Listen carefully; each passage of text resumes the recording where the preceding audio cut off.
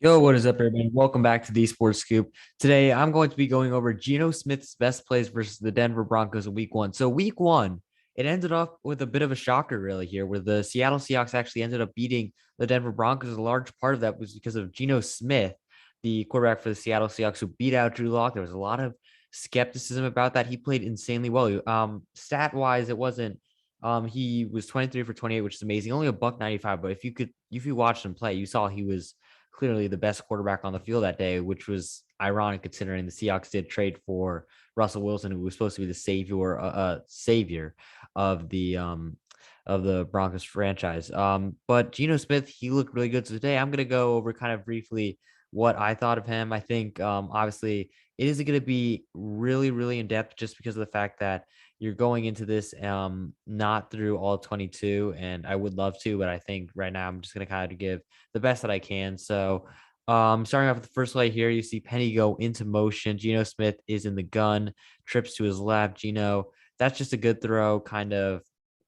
You can see DK stops on kind of I think it's a slant. I think it's a slant, but he kind of stops. He realizes that it is zone coverage and just kind of takes what he's given. Maybe just a hitch. Geno does a good job kind of fitting it behind Bradley Chubb there. Here, two receivers to his left and right. Pocket collapsing. That's a great throw. Again, early, one of his first drives, in my opinion, was one of his most impressive ones. Look at this. Pocket really collapsed here. You got Chubb on one side. I believe that is Randy Gregory on the other. I could be wrong, though. And he just stayed calm, stayed cool, and fired in a perfect throw in between the zone to Tyler Lockett there. That was a great play there. Here, the Broncos are showing a five-man rush again, two edges.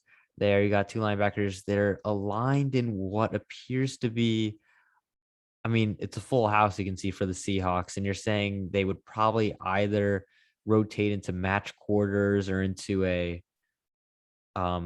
two-man look, but maybe they could rotate into single look. I think obviously you can see the corners are matched here, and you can't really tell unless when the people in the backfield motion out here. But let's just see. This is, I believe, the touchdown to Freddie Swaim. Here, the Broncos, no, this is not. It is this is, sorry, I'm going to go back here. This is, I believe, a four-man rush brought by the five-man rush. No, four-man rush brought by the Broncos. Good protection there. And Geno just fires it again. A really good throw with Justin Simmons closing in. And again, it's on Pat Surtain. DK Metcalf, I mean, it was all kind of underneath routes, but he did have a pretty solid game against Pat Surtain, one of the best corners in the league. Here again, it looks like they're showing a five-man rush. You've got press coverage with DK and Surtain, a little bit more ops between Lockett and I want to say it's Bryce Callahan. Could be wrong again. Again, a too high safety look here. Broncos bring forward, but they bring Singleton on the rush. Geno does a great job avoiding, and then they just get sucked in, and Will Dissly wide open. That's just an amazing play by Geno. I think a lot of teams, off the New York Jets, really could have used. Obviously, I'm bringing the Jets in. They're my favorite team, but if you didn't know, but I think they could have used that mobility here. But he does a great job kind of ducking Singleton right before he crossed the line of scrimmage, just tossed it to Will Dissly. I don't know how he got that open. Must have been in some sort of blown coverage. I think you could see some of these guys already feel like he's definitely running, and then Dissly's just left wide open. No one is there. Easy touchdown. Great play by Geno Smith there. So yeah, I think overall, that was like probably, in my opinion, his most impressive drive. Here you've got I want to say six or four, five, seven on the line. You got seven players on the line, a running back, and then two receivers to his left. Geno takes a snap in the pistol. Nice play action. Good throw there. Again, looks like it's in between the zones to Noah Fant. The Broncos kind of, I would, I could be wrong here. No, this is it's not split coverage. Again, I'm sorry for everyone. I can't really tell because it's not all 22, but again, Geno does a good job fitting it in there to Fant. Obviously, I think that's a 15-yard penalty afterwards because he Kareem Jackson does hit Noah Fant there in the head. Now trips to his left. You see Penny motion out wide. Penny also had a really good game. Good blocking on this play. Geno takes his time, scans, hits Penny in the flat. Penny makes a nice move, and that really, I don't know. I think Geno had better highlights than that, but I think in overall, he did a great job of just kind of taking what the Denver defense really gave him the whole game. So good play there. Again, looking at the pistol, you see Lockett motion out wide, play action, good throw over the middle of DK again um with someone bearing down in his face. I want to say that's Singleton again. Yeah, Singleton. He's the one who gets through. Geno makes a great throw again. Surtain was there again. It's not really Surtain didn't do bad. He was the whole game. He did a good. Really, he played his assignment. Keep it underneath. Don't let him get behind. And that's what he did well. But DK, I feel like, also did a good job considering it's Pat Surtain. So again, a good throw by Geno there, hitting DK with pressure in his face. Third down, trips to his right. Geno, again, good job seeing what taking what the defense gives them. Penny in the backfield. Again, Penny had a really good game. Here you've got two receivers to his left. The Broncos bring a 4-man rush. I really would like to see what they're doing here, kind of from the all 22, because it's kind of hard to see. I don't know if they're where the if the safeties rotating towards the middle and it's cover 3 here, or I think they're in man. So I think, yeah, they're a man. No, they're not a man because he was wide open again. I'm sorry, everyone. But again, that's a great throw, kind of right to the sideline to Marquise Goodwin, who he had a solid game as well. And that's a really good throw by Geno. Motion by Fant. Fake handoff Geno. Good throw over there to, I don't even know who that is, but I'm sorry. Oh, Parkinson. My fault. And again, a lot of this isn't some of this is like, again, wide open throws, but I think also some of the game the credit has to go to like the game planning of the Seahawks. A lot of these throws, it was kind of set up for Geno to, take what the defense gives them, and Geno did a great job of that. And I think the play calling was superb as well, especially against a defense as good. Here you can see his stats: 15 for 16, 135 yards, touchdown. So he was really, again, it was kind of a game where he was literally a game manager, and it really works. And I really like kind of what they did off coverage here, just a screen to DK. He is hard to tackle. I mean, imagine being that fast and that strong. I mean, yeah, you definitely can. It's almost impossible to tackle him one-on-one in space. There, two backs in the backfield there. And again, you can see Geno is in the pistol. He takes a snap.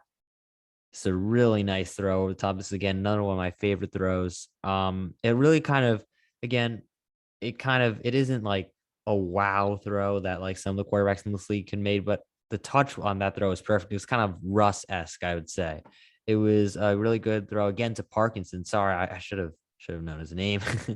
But Broncos, they bring 5 here, and yeah, no one just picks him up. The linebacker just outmatched there. A perfect throw by Geno, and it was really how kind of how the whole game went. And Geno again fired up there. Here you can see again trips to his left. Trips to his right. Running back in the backfield. Broncos bring the pressure, bring 5. Geno takes his time, scans. That is a great throw and catch, and I have to say the balls to throw that with Surtain, like with basically Metcalf having no separation. I know it's Metcalf, but Surtain, he can make that play, and Geno put in a great position for Metcalf to catch. And then again, of course, Metcalf has to make a hell of a catch to do that against Pat Surtain again. So great play by quarterback and receiver, and it wasn't bad coverage either. So again, really good performance from Geno here. Again, trips to his left. They bring a 4-man rush. This appears to be man. I think I'm right here because you can see the linebacker takes it. Geno, again, good job hitting Lockett by the sideline on the 10-yard out. Ronald Darby in coverage there. Geno now 2 receivers to his left, 2 receivers to his right. Again, Broncos, for most of the highlights, again, these are his good plays, but the whole highlights, they weren't really bringing more than 5, which is, I don't know, a bit interesting to me. I guess obviously when you have a pass rush of Bradley Chubb and Randy Gregory, it does make sense. Geno here rolling out. Again, he really showed, again, a lot of athleticism, which is really another reason why Seattle was able to win. You saw that big play there.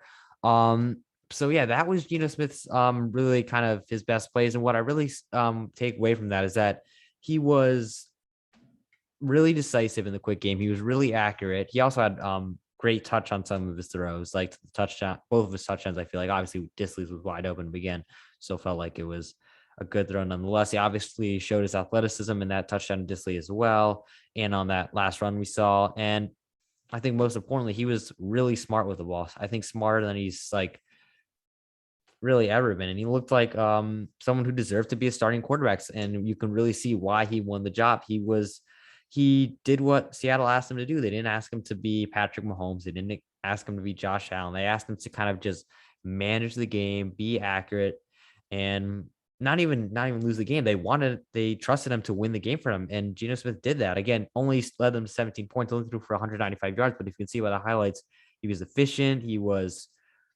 really put his guys in a great position to win, and the team put him in a great position to win. I think he absolutely deserves to kind of take all the credit really for how Seattle, not all the credit, but take a lot of the credit for how Seattle played, and he really was kind of at the forefront of that. And I think he definitely shouldn't at least for this week. I think he definitely isn't a lock for, because obviously most people were saying he's like the worst starting quarterback in the league. I don't think so anymore. Based on how he played, I don't know how you could say that because he looks so good. Again, don't expect this from him every week. I think he'll obviously come back to earth a little bit, but I think we'll also see a few more of these weeks where he's just not obviously not elite, but he's like a very, very good game manager. And I think he'll win Seattle more games than a lot of people expect. But that is it for the video. If you enjoyed, make sure to like and subscribe. Again, I am sorry I couldn't do the all 22. I don't have NFL Plus. I wish I did, but um I don't. So I was kind of able, not necessarily film analysis, but just like kind of basic analysis of kind of what I thought of Geno in week one. And again, I think it's kind of what everyone thought. He was really impressive. He was very he overperformed a lot what people thought, and he got it to his weapons. He got it to Metcalf and Lockett and Parkinson.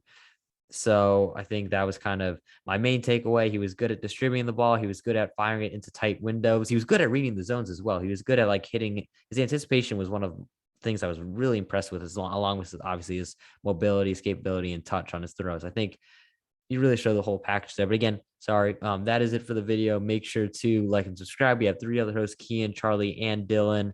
They all make great videos. So make sure to watch when they are making videos as well, especially if obviously you like their videos more than me. But yeah, that is it for the video. Thanks for watching.